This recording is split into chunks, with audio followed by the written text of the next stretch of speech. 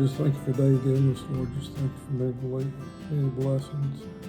Oh, Lord, just thank you for seeing us through the bad weather this weekend. Lord, just watch over each and every one. Lord, just bless this food and nourish our body. In Jesus' name I pray. Amen.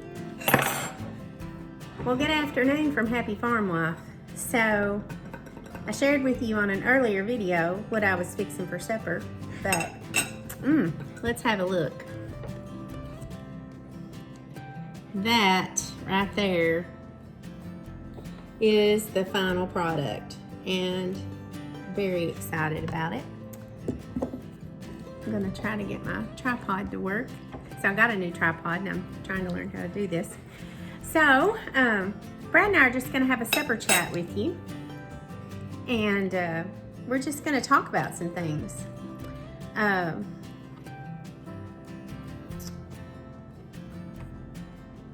One of the things that I wanted to talk about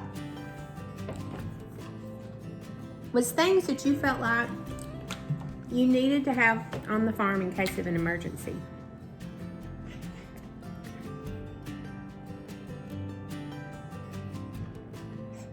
You know, we talk about it a lot, you know. Just things, Bear, be quiet. Just things that we need to have here just in case the power goes out, or, you know, we have a really, really bad storm. What kind of things? Yeah, well, they need gas for generators. Mm-hmm. Diesel for the tractors. Mm-hmm. Make sure the well and the pump, or the pump with the well is working good. Yeah. And So one of the things that we have, we've got 2 generators, one for the house and one for the well, to make sure that, you know, our cattle can be watered in case the power's going to be out for a while. It doesn't usually happen to us because the pole that all of the, wells on. well, no, that big pole out front. that- Oh, the one they put the breaker on. Mm-hmm. Yeah, they were looking for it last night. Power was out On the other side of the road. on, we're the first, on that run, we're the first house on the Wingo side. Mm-hmm. So if Wingo loses power, everybody towards Priorsburg, they got lights. But they put a little switch up there where they can go out there and switch that and give us power. So, I mean, it was the win-win for us. They come here first usually if the power's out.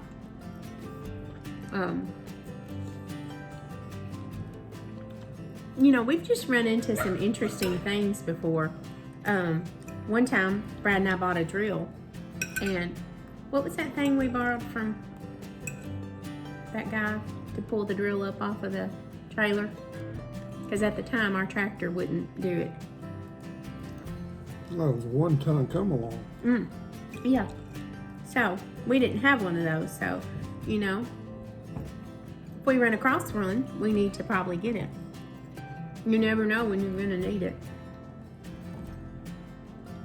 And this afternoon, we look pretty rough right now. We've been outside in the building, just trying to get the building organized. We've had a move, and then we had 2 boys get married this past summer. And so, in doing all of that, we have ended up with a lot of stuff that we figured out we don't need. I'm like, why are we even keeping that? So the older that we get, the more we're learning that there's just a lot of things that we don't need, and maybe some other things that we do. So we went to town today and we bought some totes, and we've got, from building a building, actually we built 2 buildings, and we built this house, so we have lots of screws and nuts and bolts and all kinds of things that we needed to do something with. You don't really want to throw all that kind of stuff away, because just when you think you won't need it, You need it. Brad usually says, oh, we threw those away. We need to go to Lowe's.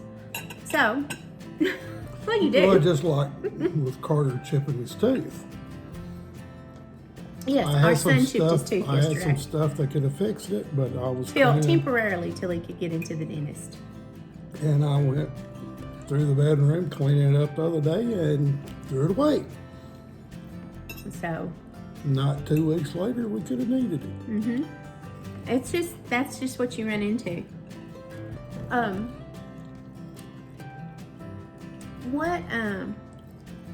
So we bought a new bush hog. New to us. But New to us bush hog. I can't afford a brand new bush hog. I'll have to sell an arm and a leg to get one of those. But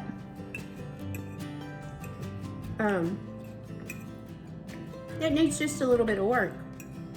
You know, I think the thing that people forget nowadays is that you can buy used equipment, put a little work in it, and it'd be great for you. We had a 6-foot bush hog, and it may worked. rest in peace. May it rest in peace.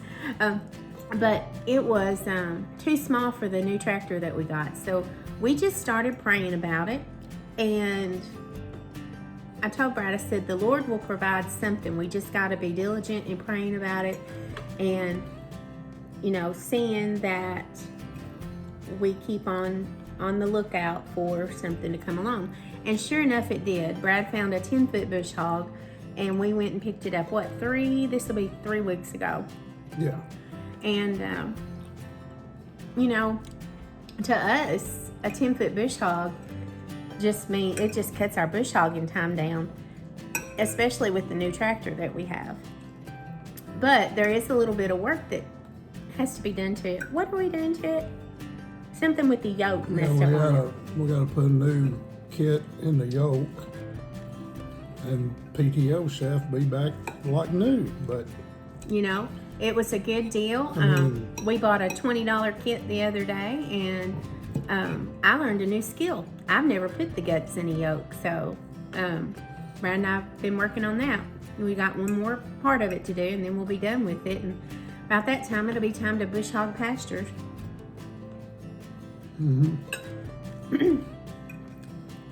or our yard as ways as get. Oh, I'm telling you, we've had so much rain. Let me chew my food. That's rude. But I'm not mowing until April 1st. This is what he says every year, and I beg him every year, please, let's get to mowing.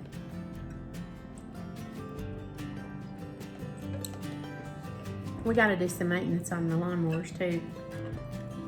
Well, This hamburger's really good. it is, isn't it? Well, I fixed Bear a little bitty one too.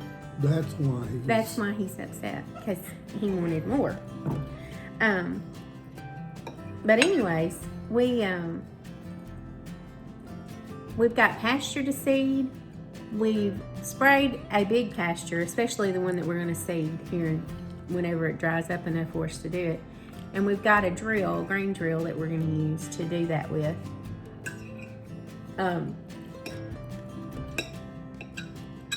You know, the work on a farm never ends. We've got a brush pile out here that we've needed to burn now for at least a year.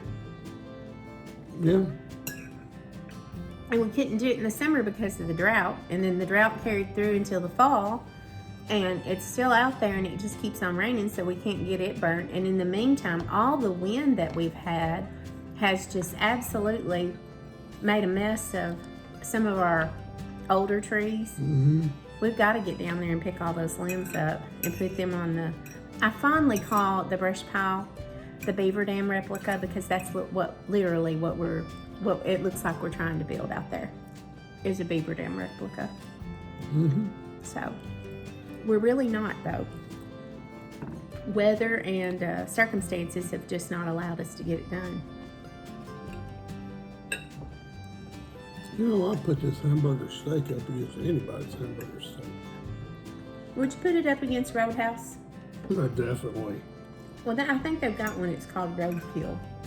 So I kind of fashioned it around it. And just think, we didn't have to get out. Well, we were already in Paducah. We could have eaten at the Roadhouse, but I don't want to pay Roadhouse prices right now. I went and got some tacos on Friday. I thought, that'll be a great lunch. I'll get me some tacos and then I'll come home and I'll eat them. Well, after I ordered them, I ordered a meal. It was a number 8. I owed $13 for tacos and a drink. That is ridiculous. Well, you're not used to eating now because you're at the hospital. Well, and I take my lunch a lot of the time. It's expensive to eat out. Well, but it didn't used to be this bad. We used to could. There's one of my great Southern words. Brad and I have always had a budget for eating out. Sometimes there wasn't any eating out money. And, we've just figured out as we've gotten older that I can cook right here at home and cook a meal like this, and we can use that $50 or $75 or how much ever I put in the budget for the week on something else. And then we can eat leftovers all week or a ham sandwich. And there ain't nothing wrong with leftovers. I know some people will not eat leftovers, which is stupid. Because sometimes her lasagna, her spaghetti, her turkey casserole. Oh, that Hungry Man casserole? Hungry Man casserole is really, truly better the next day. They are pretty good. I'm so glad I fixed hash browns. These are so good. Mm-hmm. I may give you some of my asparagus. No, I've had plenty. The service was really good here tonight too, don't you think? I think you should tip the cook and the waitress. All right, tip bigger patties. Honey, that was a half-pound hamburger. Actually, I gave you more than I did myself because I gave part of mine to Bear. And he's about to lose it down here. So, Brad got our new chicken feeder done. And it's kind of funny. We bought a bucket at Rural King the other day, and we bought the little, I don't know what they're called. They're just little ports that you drill a hole into the bucket, and then you screw these ports into that hole, and the chickens can peck through the hole and get their feed. And it's a 5-gallon bucket. Well, so we got our bucket, and we got to looking for lids, and they didn't have any lids at Rural King. They were out. So I said, well, we'll be back again. We'll pick up another one. So we went to Lowe's today because we bought a new freezer. And while we were there, we were like, oh, we got to get a lid. Surely one of these Lowe's bucket lids will fit that Rural King bucket. All 5-gallon buckets are the same there. I didn't know that. But anyways, we picked it up. And then we remembered as we left Lowe's that we needed to go to Rural King. But it was a good thing we got the one at Lowe's because, we forgot by the time we got to Rural King. And they may not have had any lids anyway, so I was thankful that the one at Lowe's fit the Rural King bucket. All 5-gallon buckets are the same. So anyways, the new feeders that he's made will give us a chance not to have to put so much feed out every day. And waste, because like with the rain, we wash the feeders out, fill it back up. Next day it'd be soggy. We're wasting feed. So this right here, you fill a 5-gallon bucket up. So you got 3 things. Chickens put their heads in there and they eat. The food stay dry. Well, they're not missing any meals. No. They're not ready. I suppose we probably won't get any eggs till about May, maybe June. Those barred rocks, being the biggest birds, will probably start laying first. Mm-hmm. It's just amazing how quickly they have grown. Oh, I know. Little Nugget's not a little nugget anymore. No. And hers and two gray ones are just absolutely beautiful the way their feathers just come in. Oh, those little silver splashes, the two gray ones, love to ride on my shoulders. It's hilarious.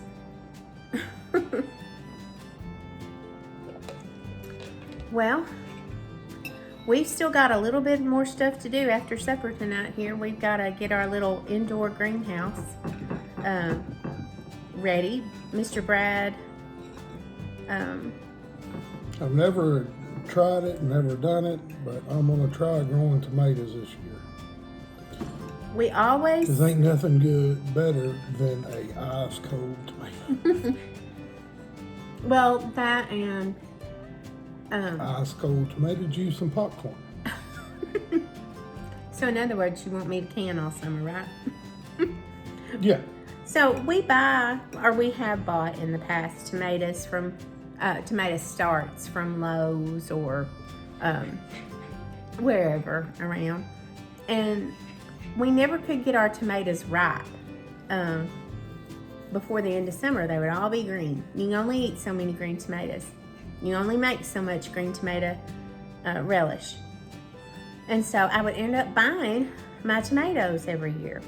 So this year we decided we'd do our own starts, and as soon as Mother's Day rolls around, that week after, we're going to start putting our tomatoes in the ground. And the other thing that we're doing, we have some friends who have raised sweet corn in the past. I've not done corn before, and so they're going to raise the sweet corn for us, and Brad and I are going to raise the tomatoes. That way we can put up juice and stewed tomatoes and fresh cut off corn to freeze. And the other thing that we're going to do in the garden this year is we're going to do a hoop. We're going to fold some of our cattle panels in half and raise our green beans on a trellis this year. I've seen it done on YouTube, and I mean, it was just amazing. I mean, she made one round. She had a 5-gallon bucket full. It didn't have to hardly bend over, and that's... Brad and I aren't getting any younger, that's what he's saying. And the boys are gone, so I can't make them do that. And I ain't got the grandkids yet, which is fine. Well, and we can probably do some companion planting underneath them. Maybe with our cucumbers. Yeah. We put our cucumbers up on trellis too, and that seems to really do a good job. So we're not going to have a whole big bunch in our garden this year. We're going to do green beans, we're going to do tomatoes, we'll do cucumbers, and we'll do squash. We got abundance of horticulture beans last year, black-eyed peas last year. And our kids don't like them, and it's just Brad and I. So we've got to get those eat. I do have to fix some meals with those. Yeah. You better wrap this up so we can feed him, because he's Feed him what? I mean, he's a bottomless pit. Well, didn't you have a hamburger over there for him? Oh, he's already ate the hamburger, Brad. You can't have my burger. He had that before we prayed. He was not a praying dog tonight. Bear, how could you? The altar will be open tomorrow. Oh, my goodness. But anyways, so we got lots of things going on around here. My blackberry bushes are coming out amazing. Cut off. And the frost the other day did not hurt our pear tree. Yep, that was good. And we planted 2 blueberry bushes, and I bought another one today. Never grown blueberries before, so the package says guaranteed to grow. So maybe I won't kill it. All right, now. You're getting a green thumb. It's more of a yellow thumb, but it's turning green. Well, anyways, y'all have a wonderful weekend, and we will catch you later. If you don't have anywhere to go to church tomorrow, just be thinking about that. You get up and go do a lot of other things in this world, and you could get up and go to church in the morning and spend a little time with the Lord and the Word. And the other thing is